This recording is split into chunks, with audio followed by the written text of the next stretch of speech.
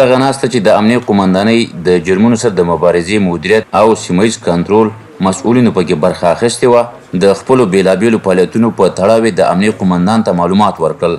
د جنایي جرمونو سره د مبارزې مدیریت او سیمه ییز کنترول مسولینو او کارکوونکو وویل د خپلو چارو د سرته رسولو پوره وړتیا لري او هڅه کوي چې د بدو هر ډول پیښو او جرمونو مخه ونیسي.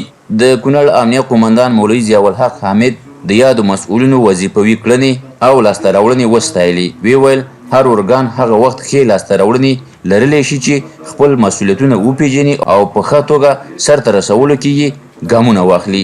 ښاغلي حامد له مسؤلینو وغوښتل چې په خپلو کړنو کې جدیت، قانونمندي او بهتري رامنځته کړي څو اړونده چارې او مسؤلیتونه په ښه توګه ادا شي.